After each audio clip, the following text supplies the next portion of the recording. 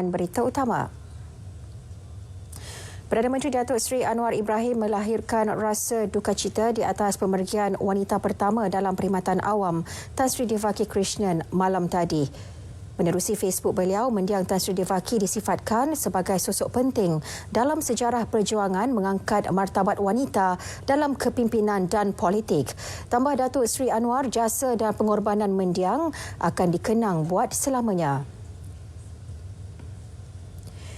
Timbalan Perdana Menteri Datuk Seri Dr. Ahmad Zaid Hamidi mahu tumpuan dan peluang diberikan kepada anak-anak muda masyarakat India dalam menceburi bidang pendidikan dan latihan teknikal dan vokasional TVET berteknologi tinggi.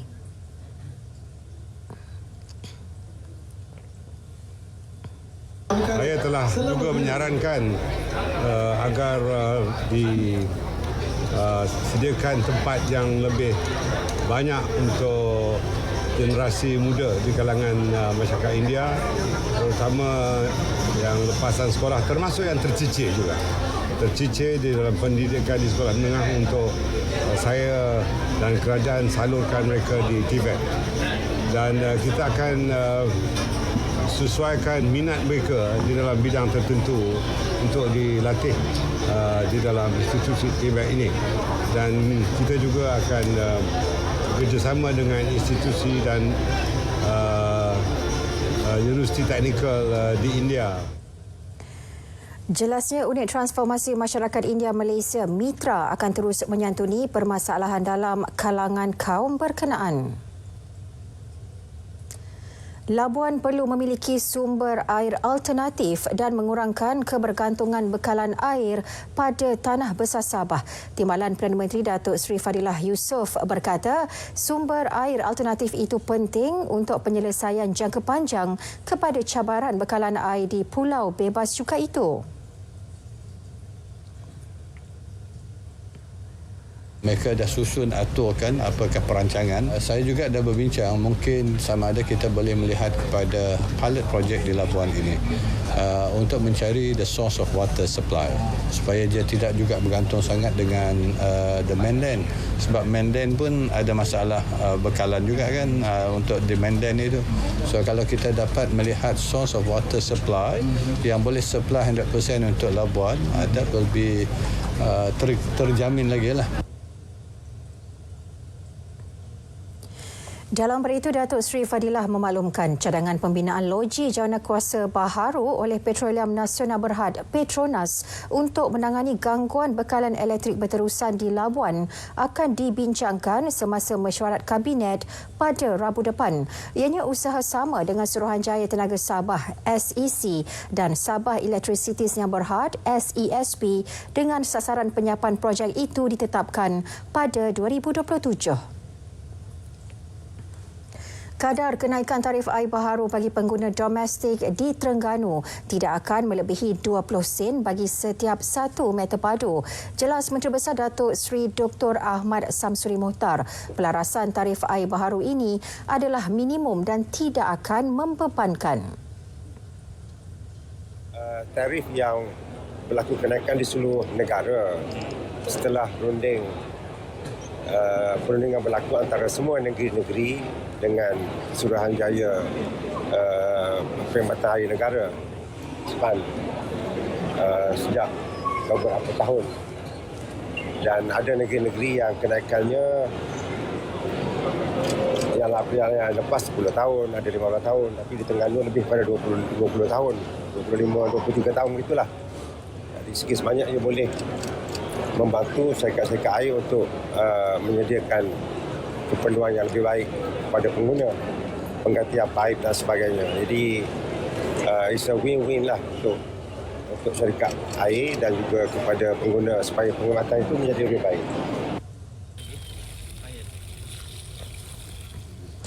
Peningkatan kos melaksanakan ibadah haji sebanyak 8% disifatkan sebagai berpatutan dan tidak akan membebankan bakal jemaah haji.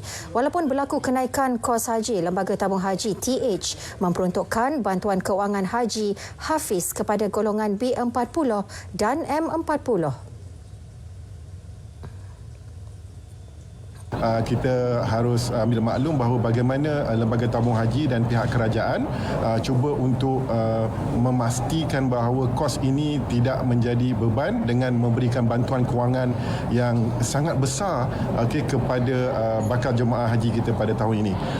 Di dalam B40-nya, di kalangan B40-nya, kerajaan ataupun lembaga tabung haji telah memberikan peruntukan lebih 63%. Ya? Dibantu lagi dengan RM1,000 oleh pihak kerajaan. M40 lebih kurang 42%.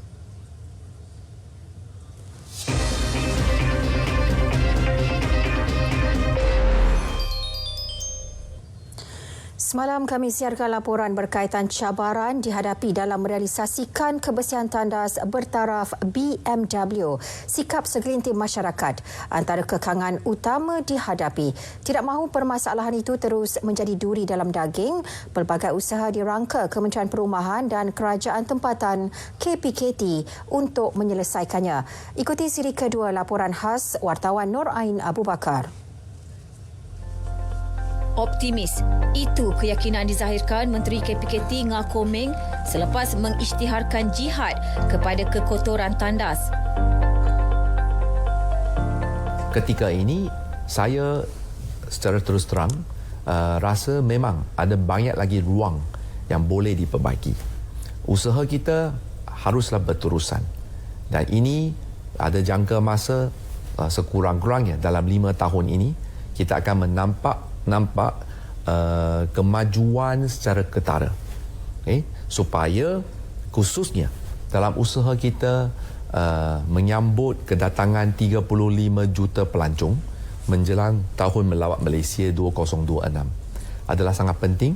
Setiap rakyat Malaysia wajib jadi duta pelancongan. Antara langkah yang telah diambil menubuhkan skuad pemantau khas kebersihan tandas di 155 pihak berkuasa tempatan PBT. Peranannya memantau 2,383 tandas awam milik PBT sebelum diperluas kepada 23,000 tandas awam lain. Bila ada skuad pemantauan khas yang menjalankan kerja-kerja pemantauan berkala mengikut jadual waktu yang ditetapkan, maka kita akan pastikan laporan bulanan dihantar kepada Jabatan Kerajaan Tempatan di pihak kementerian. Di mana pihak kementerian boleh memberi cadangan, teguran ataupun peruntukan tambahan untuk kita menjadikannya salah satu fokus utama. Ingkar garis panduan ditetapkan. Skuad pemantau boleh mengeluarkan kompaun. Tidak hanya terhenti di situ. KPKT juga menetapkan mana-mana tandas restoran atau hotel yang gagal mencapai taraf BMW tidak boleh memperbaharui lesen perniagaan mulai tahun ini. Buat pertama kali, satu peruntukan khas menjaga tandas turut diluluskan dalam Belanjawan 2024 berjumlah RM150 juta. Maka dana ini sangat penting untuk kita pastikan khususnya tandas yang diselenggara oleh PBT semua bertaraf BMW. Selepas ini, dari segi pelaksanaan, kita nak pertingkatkan. Tandas bertaraf BMW ini mempunyai ciri-ciri smart toilet, iaitu ataupun tandas pintar dari segi kebersihan, dari segi kecekapan teknologi. Tandas smart toilet akan pakai teknologi hijau, ada sensor, ada butang, just touch the button.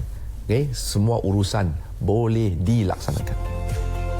Melentur buluh biar dari rebungnya. Untuk itu, KPKT turut mencadangkan agar pengajian sivik dijadikan salah satu subjek utama dalam mata pelajaran teras pendidikan di sekolah. Setiap hari, pekerja pembersihan berdepan dengan tugasan berat memastikan tandas awam sentiasa berada dalam keadaan baik. Sedangkan jutaan pengguna menggunakannya setiap hari. Mentaliti hanya pekerja pembersihan perlu membersihkan tandas awam ini perlu diubah. Sama-samalah kita berganding bahu memastikan tandas awam ini sentiasa berada dalam keadaan bersih dalam usaha mencapai hasrat BMW yang digagaskan oleh Kerajaan Madani. Nur Ain Waka, RTM.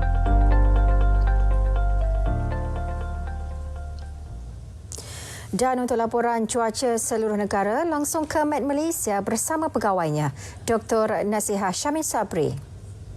Assalamualaikum dan selamat petang kepada semua penonton. Kembali lagi bersama Map Malaysia untuk laporan cuaca yang terkini. Baik, untuk pengetahuan semua, berdasarkan analisis model-model cuaca, didapati keadaan cuaca di rantau negara kita dijangka akan bertambah baik. Justru itu, Map Malaysia telah menamatkan amaran hujan berterusan peringkat waspada bagi negeri Pahang, Johor dan Sarawak pada tengah hari tadi. Namun begitu, Map Malaysia telah mengeluarkan amaran angin kencang dan laut bergelora kategori pertama, kedua dan ketiga seperti yang ditandakan dengan warna kuning, jingga dan merah di sini yang dijangka akan berkuat kuasa bermula 24 sehingga 28 Januari nanti. Jadi berikutan ketinggian ombak boleh mencecah sehingga 4.5 meter. Keadaan di laut pada ketika itu nanti adalah berbahaya untuk sebarang aktiviti perairan dan perkapalan termasuklah pekerjaan di pelantar minyak. Baik, seterusnya kita perhatikan pula pada keadaan cuaca semasa. Hujan kini sedang berlaku, baru saja berlaku di 1-2 tempat melibatkan negeri Perak, Selangor, Negeri Sembilan dan juga di Barat Johor. Dan kami jangkakan pembentukan awan aktif untuk hujan turun pada petang ini masih lagi boleh berlaku di negeri-negeri Perak, Selangor, Negeri Sembilan dan Johor ini menjelang ke awal malam nanti. Manakala hujan yang kini sedang berlaku melibatkan negeri Kelantan, Terengganu dan Pahang, keadaan cuaca lembap ini boleh berterusan sehingga ke tengah malam nanti.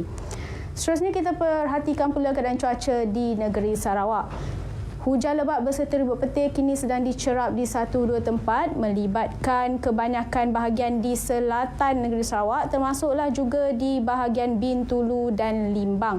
Dan keadaan hujan ini kami jangkakan akan berangsur reda menjelang ke lewat petang nanti.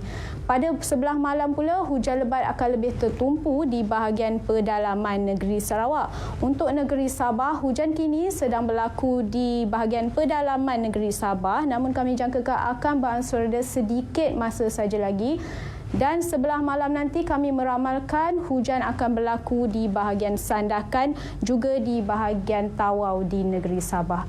Baik, itu sahaja info cuaca yang dapat saya kongsikan pada petang ini. Jangan lupa ikuti kami di laman media sosial seperti yang tertera di sini untuk mengetahui keadaan cuaca yang lebih terperinci di kawasan anda.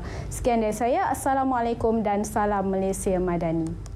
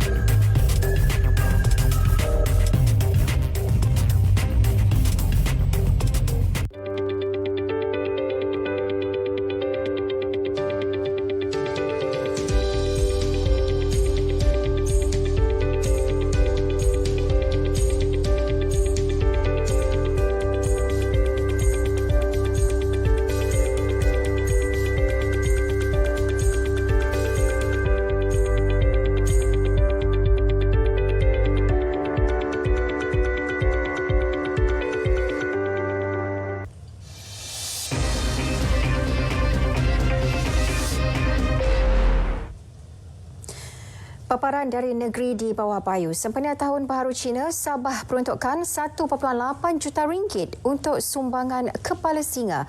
Perinciannya terus saja bersama Suaran Syah di Kota Kinabalu. Teruskan Suaran. Ya Zahira, kerajaan negeri memperuntukkan 1.8 juta ringgit untuk memberi sumbangan kepala singa kepada Persatuan Masyarakat Cina di seluruh Sabah sempena sambutan Tahun Baharu Cina tahun ini. Pembantu Menteri kepada Ketua Menteri Sabah Datuk Nizam Abu Bakar Titingan menyatakan demikian kepada pemberita di Tawau. Terdahulu, Datuk Nizam yang juga adu napas menyampaikan 30 kepala singa kepada Persatuan Masyarakat Cina dan Sekolah Jenis Kebangsaan Cina di Tawau. Dalam perkembangan lain, Datuk Nizam memberitahu sebuah pusat kebudayaan antarabangsa Tawau TICC bakal dibina di Tawau tahun ini dan lokasi pembinaannya telah dikenal pasti Majlis Perbandaran Tawau. Apabila siap kelak, TICC berkenaan akan menjadi mercu tanda baharu di daerah Tawau selain berperanan sebagai pusat pengembangan budaya pelbagai kaum sesuai dengan daerah Tawau yang cukup terkenal dengan lokasi penganjuran Festival Kebudayaan Antarabangsa Tawau. Ia akan memberi satu imej yang baru, yang lebih menarik, yang lebih cantik kepada Perbandaran Tawau dan juga dapat menarik lebih ramai pelancong-pelancong untuk berkunjung di Perbandaran Tawau. Penantian 35 tahun penduduk kampung Bonggaya dan Sundang Sandakan untuk mendapatkan bekalan elektrik bakal berakhir apabila pihak Sabah Electricity Senam Berhad SESB menyalurkan bekalan secara terus tahun ini. Ahli Parlimen Batu Sapi Khairul Firdaus Akbarhan mahu isu bekalan elektrik di kampung berkenaan diselesai segera untuk memudahkan proses penyambungan bekalan elektrik ke beberapa kampung lain yang berhadapan masalah sama. Sebenarnya banyak lagi kampung yang belum ada elektrik di kawasan Parlimen Batu Sapi, tetapi kita akan usahakan dulu untuk kedua-dua kampung supaya ianya boleh memudahkan proses-proses penyambungan bekalan elektrik kepada kampung-kampung yang lain pula. Khairul Firdaus yang juga Timbalan Menteri Pelancongan, Seni dan Budaya Motek berkata demikian kepada pemberita selepas melakukan tinjauan bersama SESB di Sandakan. Beliau turut memaklumkan pemasangan meter berpusat akan dilaksana di kawasan tersebut bagi memudahkan pemantauan sekaligus mengelak sebarang kejadian tidak diingini daripada berlaku. Lebih 1,000 orang menghadiri upacara memperingati mangsa-mangsa Perang Petagas yang berlangsung di Tugu Peringatan Petagas. Upacara diadakan pada 21 Januari setiap tahun itu bagi memperingati 196 gerila yang terkorban dalam pembunuhan secara beramai-ramai oleh tentera Jepun pada 21 Januari 1944. Upacara bermula seawal 8.30 pagi itu dihadiri Timbalan Ketua Menteri Sabah Datuk Seri Panglima Dr. Jeffrey G. Kitingan, Konsul Jeneral Republik China di Kota Kinabalu Dr. Huang Shifang, Ketua-Ketua Jabatan Negeri dan Persekutuan serta wakil-wakil keluarga bekas tawanan dan mangsa Perang Petagas selain 14 kontingen anggota petugas beruniform. Acara dimulakan dengan tiupan laspos dan bertafakur bagi mengenang mereka yang terkorban. Turut diadakan istiadat meletakkan jambangan bunga oleh tetamu kehormat serta wakil keluarga mangsa perang selain tiupan ros sebelum acara berakhir. Tugu Peringatan Petagas merupakan monumen bersejarah yang didirikan untuk memperingati mangsa-mangsa Perang Dunia Kedua, khususnya mereka yang terkorban dalam pembunuhan secara beramai-ramai oleh tentera Jepun pada ketika itu. Kawasan tapak tugu berkenaan merupakan lokasi pembunuhan dan perkuburan mangsa-mangsa terlibat. Seramai 40 usahawan menerima anugerah Consumer Choice Award anjuran Majlis Tindakan Pengguna Negara MTPN. Anugerah disampaikan Setiausaha Politik kepada Menteri Pembangunan Masyarakat dan Kesejahteraan Rakyat Jendi NC Sanggau di Kota Kinabalu. Berucap mewakili Menteri Pembangunan Masyarakat dan Kesejahteraan Rakyat, Jendi berkata, anugerah berkenaan merupakan salah satu inisiatif bagi menggalakkan usahawan meningkatkan produktiviti dan perkhidmatan berkualiti. Ia juga secara tidak langsung mewujudkan persaingan sihat dalam kalangan usahawan untuk menyediakan perkhidmatan terbaik kepada pelanggan, seterusnya meningkatkan ekonomi rakyat dengan mewujudkan lebih banyak peluang pekerjaan. Dalam majlis ini turut berlangsung majlis menandatangani Memorandum Persefahaman MOU antara National Smart Consumer Centre dan syarikat We Connect All Sdn Bhd sambil disaksikan Presiden MTPN Datuk Paduka KV Yo. MOU bertujuan membantu kerajaan mengurangkan perbelanjaan rakyat menerusi penyediaan platform pembayaran bil utility. Parti Gagasan Rakyat Sabah, Gagasan Rakyat Dun Sebatik mengambil inisiatif mengadakan siri jelajah bagi memberi penerangan dan penjelasan kepada ketua-ketua cawangan dan ahli-ahlinya berkenaan hala tuju parti dan struktur organisasi parti. Jelajah melibatkan 7 pusat daerah mengundi PDM di Sebatik. Adun Sebatik, Datuk Hassan A. Gani Pangeran Amir berkata, menerusi jelajah ini juga dapat menarik sokongan rakyat untuk terus memperkukuh kerajaan sedia ada. Beliau bercakap kepada media selepas merasmikan jelajah GRS Sebatik peringkat PDM bergosong di Tawau. Mengenai perancangan pembangunan ekonomi di Dun Sebatik, katanya Pulau Sebatik adalah kawasan yang berpotensi untuk dimajukan dalam sektor perikanan dan pelancongan. Sebagaimana yang kita sedia maklum bahawa kawasan perairan Pulau Sebatik ini sudah ada mula dijalankan aktiviti-aktiviti penanaman rumpai laut dan melalui belu ekonomi ini yang dicadangkan ataupun yang diilhamkan oleh Yang Amat Berhormat Ketua Menteri, saya merasa yakin bahawa belu ekonomi ini akan dapat mencapai sasaran dan juga memberi impak kepada masyarakat untuk menjana ekonomi. Baik, sekian paparan dari Sabah untuk petang ini. Dari sungai hingga ke segara, Palestin pasti merdeka. Kembali bersama Zahira. Silakan Zahira. Baik, terima kasih Suaran.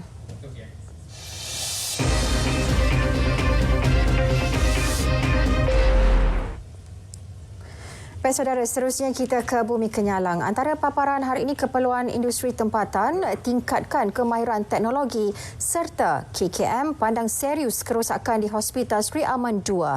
Perinciannya kita langsung saja bersama Buma Win. Silakan Buma.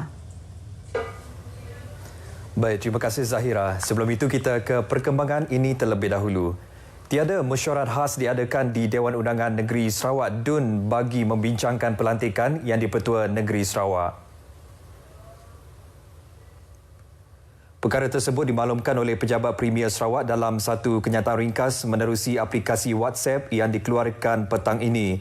Kenyataan tersebut menyebut perkara berkenaan menarik perhatian Pejabat Premier Sarawak berikutan laporan media yang menyatakan ada mesyuarat khas berlangsung di Dun berhubung perkara itu.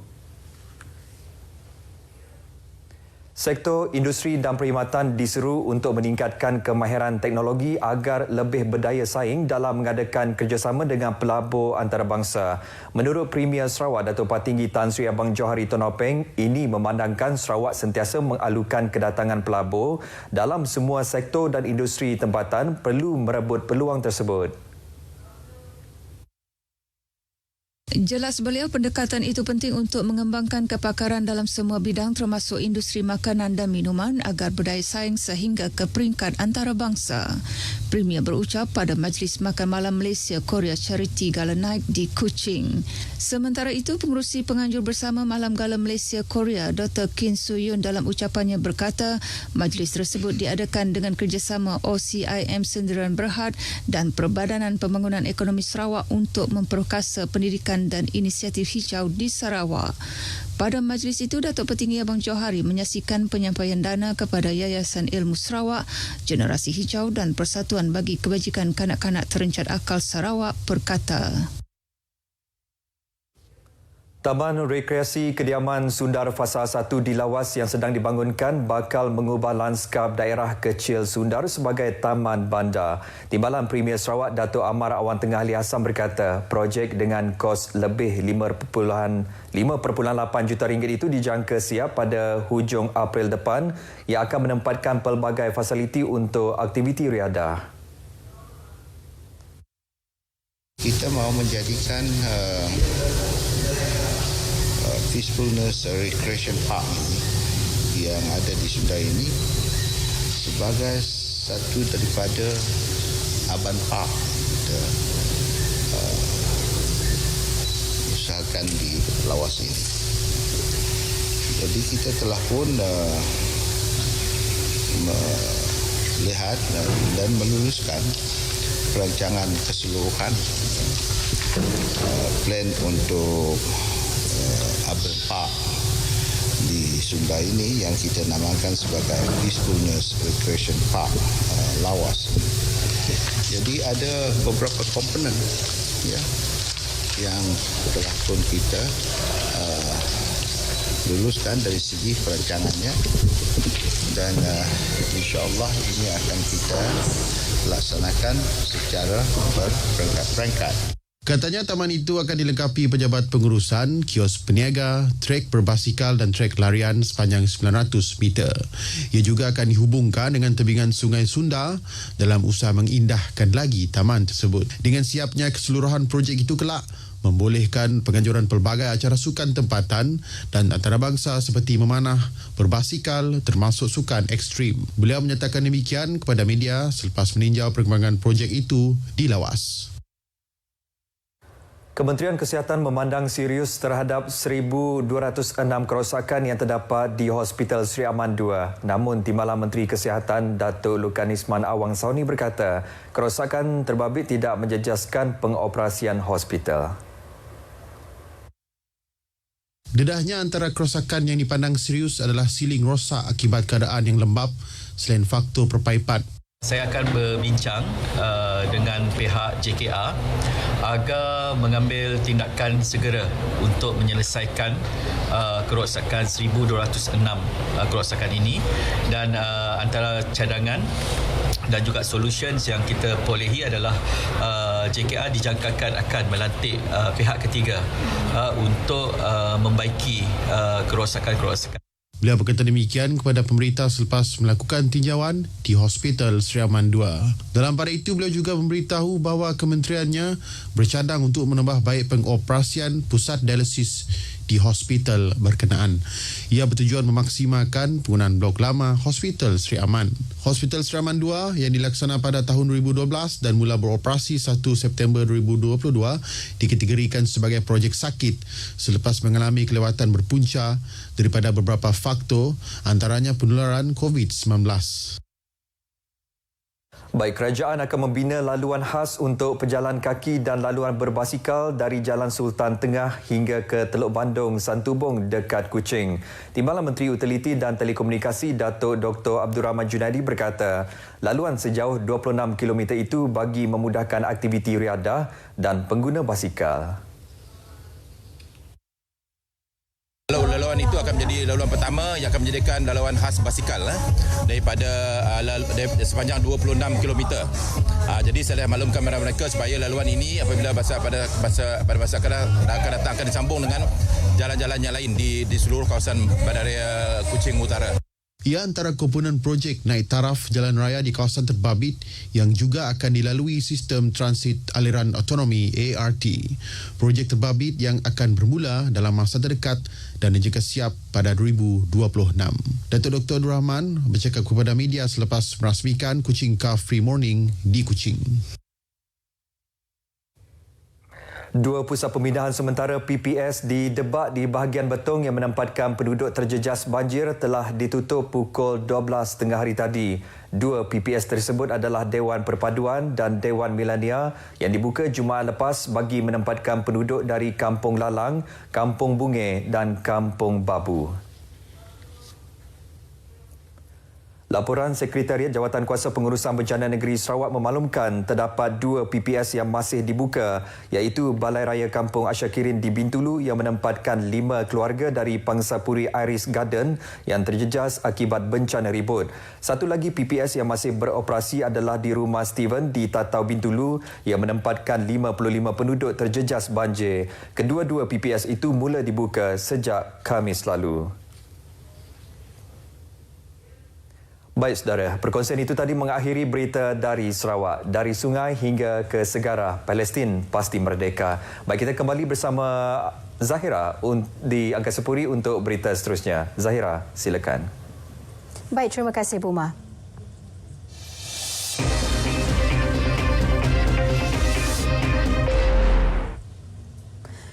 Menjadikan Labuan maju dan sejahtera bukan sahaja dilihat dari segi pembangunan fizikal, namun perlu seiring dengan pembangunan insaniah. Bagi mencapai matlamat tersebut, Labuan perlu mensasarkan sifar kes dadah. Hasrat kerajaan untuk menjadikan Labuan sejahtera dan juga bandar selamat. Jadi ini juga kita jadi satu fokus kepada kita, dan insya-Allah Pemberantasan Labuan sentiasa akan bekerjasama dengan Yayasan Pencegahan Jenayah atau Pencegahan Dadah Malaysia ini supaya teruskan usaha-usaha sebegini, supaya kita memastikan warga Labuan itu bersih dan juga kalau boleh matlamat kita sifar daripada penyalahgunaan dadah. Beliau berkata demikian kepada pemberita selepas merasmikan bengkel pemerkasaan komuniti bagi mencegah penyalahgunaan dadah dan pelancongan sosial anjuran Yayasan Pencegahan Jenayah Malaysia MCPF. Program Jualan Rahmah Bergerak diperluas ke Labuan ia dilaksana setiap bulan bergerak ke lokasi-lokasi strategik di kawasan perkampungan sekitar pulau berkenaan. Pengarah KPDN Labuan Junaidah Arba'in berkata bagi program Jualan Rahmah sedia ada, ia diteruskan seperti biasa dengan kekerapan 2 kali sebulan. Pelaksanaannya memberi kesan positif kepada rakyat, khususnya golongan B40. Harga pasaran itu adalah harga yang memang biasa dijual di pasaraya-pasaraya lah, harga pasaran. Kemudian kita memberi diskon penurunan harga sehingga 30% melalui pemberian subsidi. Jadi melalui pemberian subsidi itulah sebenarnya rakyat menikmati boleh membeli pada harga yang lebih rendah daripada harga biasa. Beliau ditemui selepas pelancaran program sulung Jualan Rahmah Bergerak Labuan di Kampung Bukit Kuda. Pelancaran disempurnakan Timbalan Pengerusi Perbadanan Labuan, Simsudin Sidik. Saya lah betul-betul telah membantu warga, khususnya warga yang berpendapatan rendah untuk mendapatkan bekalan tu dengan harga yang mampu milik. Saya amat berharap agar Jualan Rahmah ni khususnya di Labuan diteruskan. Pandangan saya adalah lebih baguslah diadakan di kampung-kampung kan, untuk seterusnya untuk memudahkan orang yang berada di kampung ni sama ada yang di luar kampung yang berdekatan. Agak memuaskan sampai 30%, berpuas hatilah saya.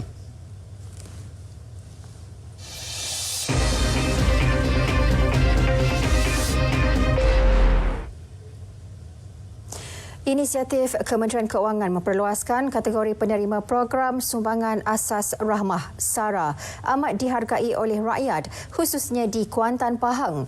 Ia dijangka akan membantu meringankan beban keuangan mereka dalam membeli barangan keperluan asas. Cakap terima kasih banyak-banyak. Lepas tu kita akan membeli keperluan harian lah. Beli selalunya keperluan asas je lah. Makanan kan. Tu je yang pentingnya. Beras. Yalah. Makanan kering basah lah.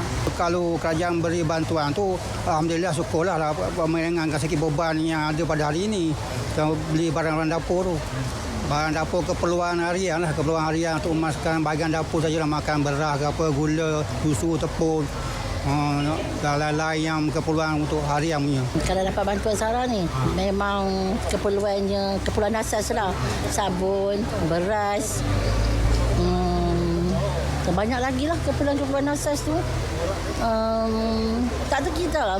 Makcik pun nak cakap macam mana pun tak tahu sebab makcik pergi supermarket sebab semuanya barang mahal. Ternakan ikan air tawar jenis tilapia semakin mendapat sambutan di kalangan peternak tempatan di Terengganu. Perinciannya langsung bersama Muhammad Rashidi Muhammad Isa. Ya, terima kasih. Banjir gelombang ketiga yang berakhir Disember lalu memberi impak kepada beberapa produk pelancongan di Terengganu.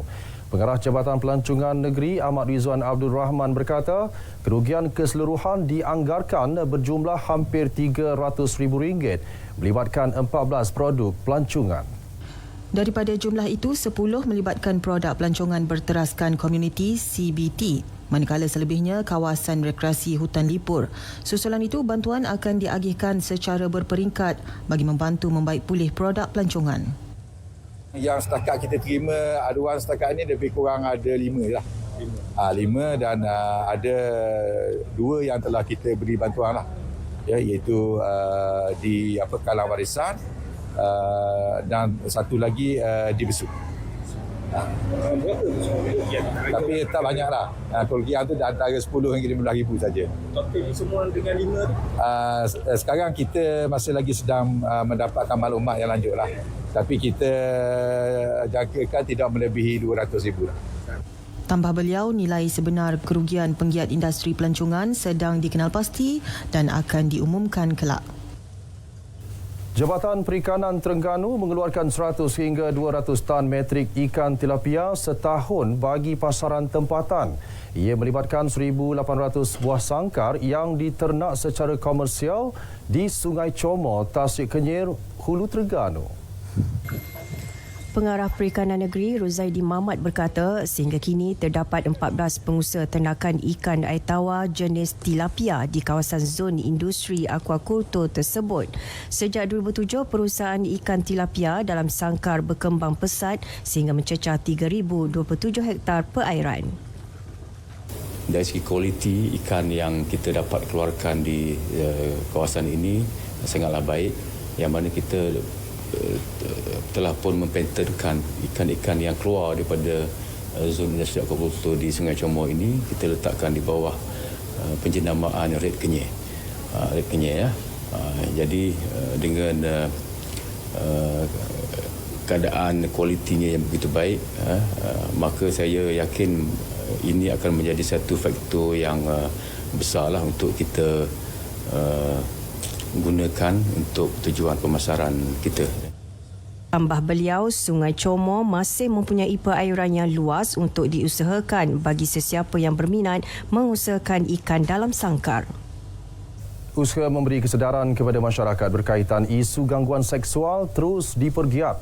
Terbaru, Pusat Kaunseling dan Kesejahteraan Mahasiswa Universiti Malaysia Terengganu UMT dengan kerjasama Ibu Pejabat Kontingen Polis Negeri mengambil inisiatif menganjurkan program seminar kasih kaunseling advokasi anti gangguan seksual. Naib Chancellor UMT Profesor Datuk Dr. Mazlan Abdul Ghaffar berkata isu gangguan seksual itu juga antara elemen yang akan difokuskan di dalam pembangunan modul selain kesedaran kepada pelajar. Bagaimanapun, isu gangguan seksual dalam kalangan pelajar dan warga kampus itu masih kecil. Sebahagian kes yang dikendalikan unit itu menjurus kepada isu tekanan mental dan kurang keyakinan diri. Di kalangan pelajar setakat ni tak banyak, kecuali gangguan emosi lah yang selalunya ada. Gangguan-gangguan seksual kalau ada aduan selalunya kita akan bentangkan lah. Tapi di kalangan mereka ni kita faham di kalangan generasi muda ni kan, terutamanya non-Muslim lah. Ya, jadi itu mungkin tidak menjadi ini gangguan pada mereka, jadi tidak ada kes lah. Ya, jadi kalau kita lihat secara umumnya, Alhamdulillah lah. Terdahulu beliau menghadiri perasmian program Canvas Siswa Madani yang disempurnakan Ketua Polis Terengganu Datuk Mazli Mazlan di Gombadak, Kuala Nerus. Jabatan Kemajuan Masyarakat Kemas Terengganu terus optimis untuk melahirkan lebih ramai usahawan dalam kalangan wanita. Terbaru 5 usahawan berjaya meraih pendapatan luar jangka selepas menyertai program pembungkusan dan pelabelan usahawan bimbingan Kemas. Pengarah Kemas Negeri Dr. Faridah Mat berkata program berkenaan mendapat penyertaan lebih 500 peserta seluruh negeri. Kita bantu mereka dan kita menggunakan konsultan lah, supaya dari sudut packaging dia, dari sudut labeling dan juga promotion tu. Jadi Alhamdulillah mereka usahawan kita ni teruja. Sekurang-kurangnya Kemas dapat membantu melariskan lagi produk-produk usahawan kita lah. Kesemua usahawan terpilih yang mengusahakan produk makanan itu menerima bantuan RM5,000 dari Interreka Studio Sdn Bhd. Bukan senang untuk saya masukkan produk ni, untuk saya dapatkan pelabelan tu untuk nutrisi semua benda tu kan memerlukan bajet. Tapi Kemas bantu saya dengan bajet yang dia orang bagi untuk maruku saya ni masuk ke makmal. Belum ni kita orang juga cuma gunakan stiker saja di kotak untuk produk kami. Sekarang dengan adanya kotak yang lebih kemas, customer lebih tertarik dengan produk kami. Lintas langsung dari Terengganu berakhir di sini. Dari sungai ke segara, Palestin pasti merdeka. Kembali ke Angka Sepuri, Kota Media. Baik, terima kasih Rashidi. Susulan kes pergaduhan melibatkan pemain dan pegawai pasukan ketika minit akhir perlawanan Liga Bola Sepak Terengganu di Kuala Nerus 12 Januari lalu. Siasatan mengenai insiden itu sudah dilengkapkan dan dirujuk ke Bukit Aman untuk tindakan lanjut. Ketua Polis Terengganu Datuk Mazli Mazlan berkata seorang penjawat awam antara 6 ditahan bagi membantu siasatan. Kesemua yang ditahan berusia antara 25 sehingga 40 tahun. 6 orang tu saja yang daripada rakaman yang diviralkan dan juga kamera dan video yang direkam, cuma 6 orang ni saja yang secara direct terlibat dengan kejadian memukul, mencederakan.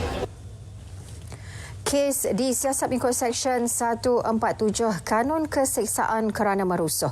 Terdahulu tular di media sosial klip berdurasi 43 dan 22 saat menunjukkan kekecohan antara pemain serta penyokong selain insiden seorang lelaki yang terjatuh akibat disepak.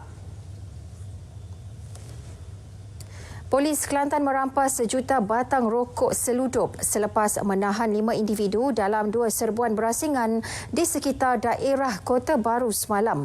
Rampasan bernilai RM750,000 termasuk cukai itu dilakukan oleh Jabatan Siasatan Jenayah Negeri di Kampung Pauh Panji dan Kampung Padang Mokkan. Ketua Polis Negeri Datuk Muhammad Zaki Harun dalam satu kenyataan berkata, serbuan pertama pada jam 3.45 pagi semalam di Kampung Pauh Panji, pihaknya berjaya menahan 3 individu. Hasil serbuan menemui 300,000 batang rokok putih seludup. Serbuan kedua pada jam 3.30 petang selepas itu membawa kepada penangkapan seorang lelaki berusia 20-an di Kampung Panji, Kota Baru. Datuk Muhammad Zaki memberitahu dalam pemeriksaan tersebut 700,000 batang rokok putih seludup ditemui di dalam sebuah lori. Rokok putih itu dipercayai telah diseludup masuk secara haram dari negara jiran. Kelima-lima suspek akan dibawa ke Mahkamah Majistret Kota Baru hari ini untuk tujuan permohonan tahanan reman. Kes disiasat di bawah Seksyen 135-1-E Akta Kastam 1967.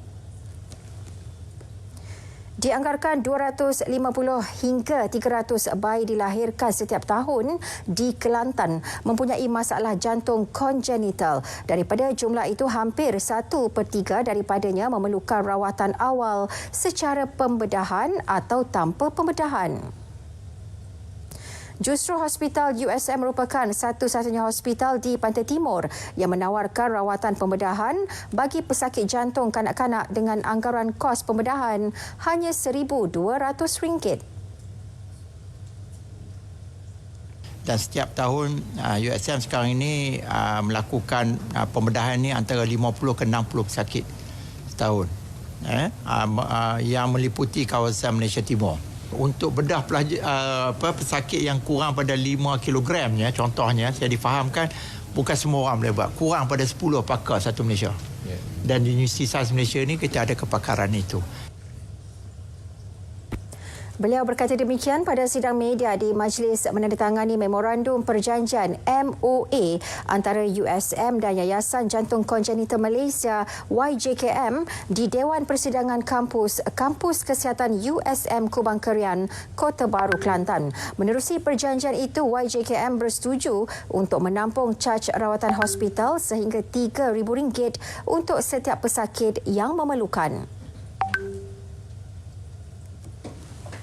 Bijaklah berhidup makmur. Semua mahu kaya, tapi jangan salah langkahnya. Jika terpedaya, hidup sengsara.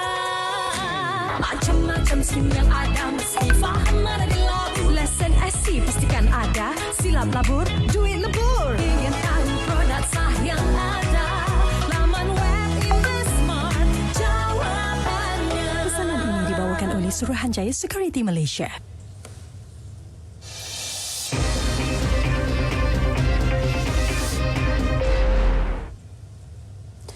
Lebih 2,000 penyokong bola sepak tempatan hadir menyaksikan aksi kumpulan E Piala Asia 2023 di antara Malaysia dan Bahrain yang disiarkan menerusi skrin besar di Stadium Nasional Bukit Jalil malam tadi. Penyokong Harimau Melaya mula hadir seawal pukul 8 malam dengan masing-masing mengenakan baju berwarna kuning yang merupakan identiti skuad Harimau Melaya. Suasana gamat turut didengar menggegar gelanggang keramat itu sejurus perlawanan bermula. Turut hadir Timbalan Menteri Belia dan Sukan Adam Adli Abdul Halim dan barisan kepimpinan Kementerian Belia dan Sukan KBS.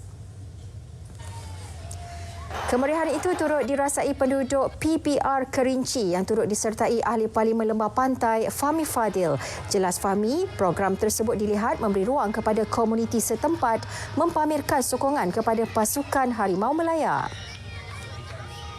Saya nampak memang ada peluang. Mungkin saya akan cadangkan kepada pasukan. Kita ada pandang bola tepi ni dekat depan Blok B PPR Kerinci.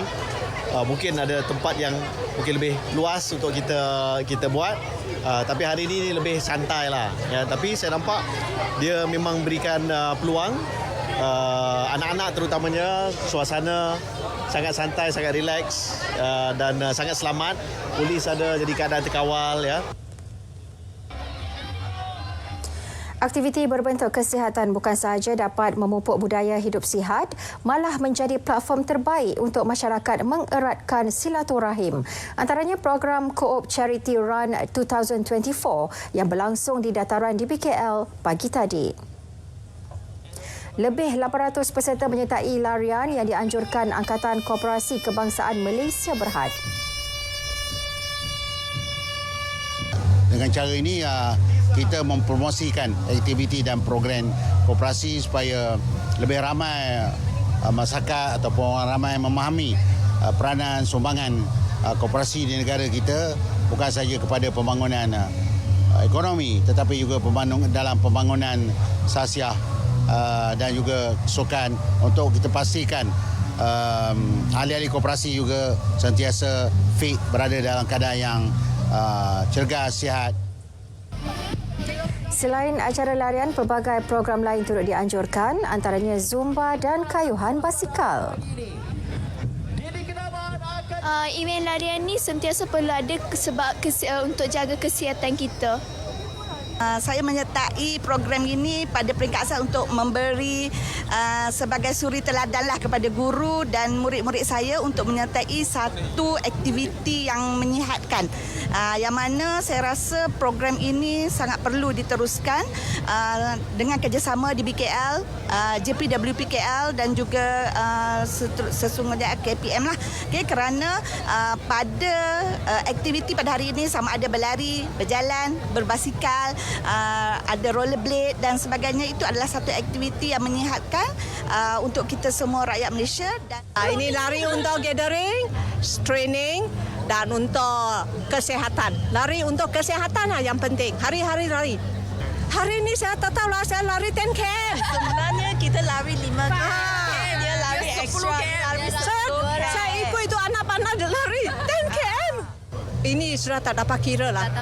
Satu bulan pun ada beberapa. Sudah banyak kali. Banyak kali. Kaedah pelepasan nyamuk Aedes aegypti Wolbachia merupakan pendekatan kaedah semula jadi dalam mengawal penyakit bawaan vektor yang mempunyai keberkesanan tersendiri untuk mengatasi peningkatan kes demam denggi. Wartawan Adlia Habibullah ada perinciannya.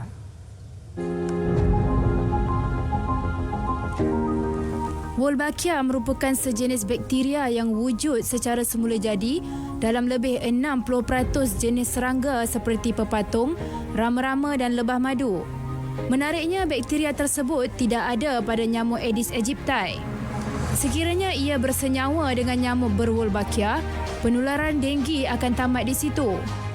Apabila kita gunakan konsep Wolbachia saja, Aedes aegypti Wolbachia, apabila nyamuk yang dijangkiti itu virus denggi, tetapi kita suntik ada Wolbachia, bakteria Wolbachia ini akan menyebabkan dia akan rencatkan perkembangan virus dengue sebut. So itu dia lama dia tak boleh hidup dalam nyamuk Aedes Wolbachia dan tidak dapat melakukan jangkitan sebagainya. Sejak 2019, 32 lokaliti di 7 negeri terlibat dalam pelaksanaan projek pelepasan nyamuk Aedes aegypti berwolbachia. Hasilnya, kes demam denggi di 19 daripada lokaliti tersebut turun antara 45 hingga 100%. Justru KKM merancang memperluas pelaksanaan projek kepada 10 lokaliti setiap tahun. Dan jika lihat dari segi pemilihan lokaliti ini, kita kena pasti sama ada lokaliti ini adalah kawasan yang betul-betul mempunyai kejadian kes denggi yang tinggi, sama ada wabak dan sebagainya. Kedua, dari segi kepadatan nyamuk Aedes itu sendiri. Kepadatan nyamuk Aedes aegypti tersebut di lokaliti yang kita pilih itu. Sebab macam mana nak tahu kepadatan, itu yang kita pasang OV trap dan sebagainya. Dan OV trap ini kita hantar sampel ni, nyamuk yang kita kesan ni kepada MR untuk mereka menilai pastilah nyamuk Aedes atau sebagainya. Perancangan jadual pelepasan nyamuk ini termasuk juga dari segi pelepasan nyamuk Aedes Wolbachia tersebut sepanjang tempoh 2 tahun dan 6 minggu. Dan sepanjang tempoh ini kita akan membuat pelepasan nyamuk ini dan pada tempoh kita akan buat pemantauan.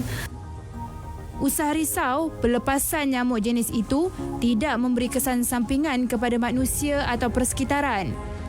Sekurang-kurangnya 60% populasi nyamuk Aedes aegypti berwolbachia perlu berada dalam lokaliti pelepasan bagi memutuskan penularan virus denggi.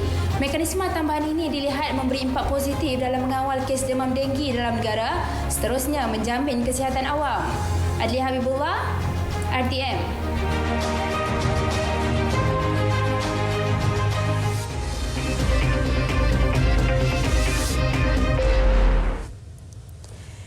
Jumlah terkini rakyat negeri Kedah yang mendaftar sistem pangkalan data utama PADU mencecah 87,315 orang.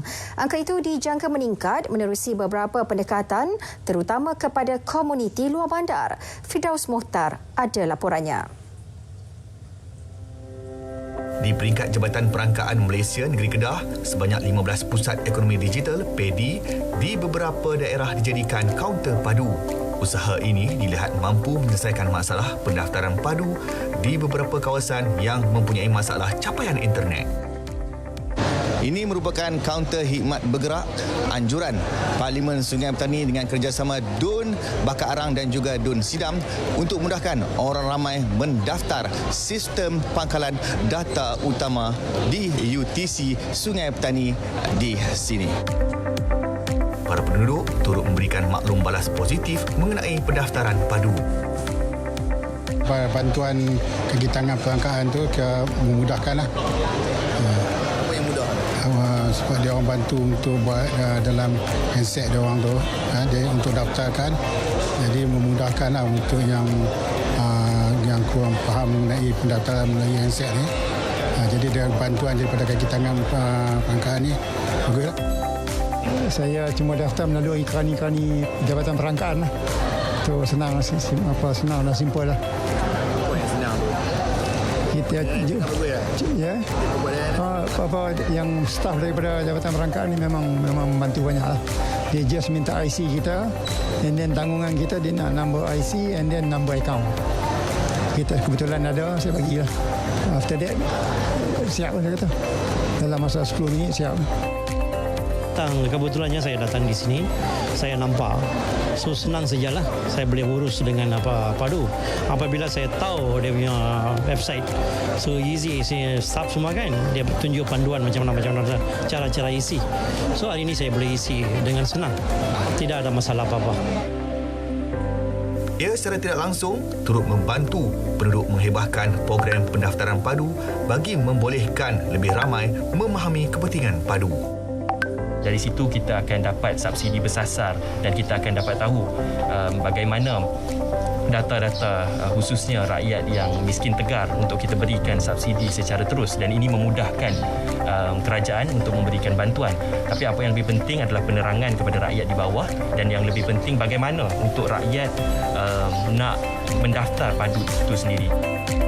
Laporan Firdaus Mohtar, RTM. Lebih 300 penduduk kampung Pulau Ketam, Kuala Perlis memeriahkan program Santai Riadah untuk Kangar melibatkan pelbagai aktiviti sukan. Program Siri 1 yang dilaksanakan di kawasan Kuala Perlis bertujuan memudayakan gaya hidup sihat dengan sukan bersama komuniti. Apapun objektifnya lebih kepada mendapatkan buah dan menghidupkan program-program di komuniti dalam masyarakat setempat, khususnya di Pulau Perlis ini. Dan saya terima kasih kepada penduduk Pulau Ketam dan penduduk Pulau Perlis secara umumnya yang memberikan sokongan dan support kepada program-program muda dan khususnya anak-anak muda yang partisipasi pada petang ini cukup ramai datang bersama dengan keluarga, bahkan adik-adik, anak-anak pun ada bersama-sama dengan kita. Alhamdulillah. Beliau memaklumkannya ketika menyertai program Santai Riadah untuk Kangar bersama komuniti di Kampung Pulau Ketam, Kuala Perlis. Bersebenar program kali ini, pelbagai aktiviti dilaksanakan termasuk berjalan kaki sejauh 2 km sepanjang laluan Kampung Wanowani, perlawanan futsal, sukaneka, acara unik iaitu pertandingan mengikat ketam nipah dan cabutan bertuah.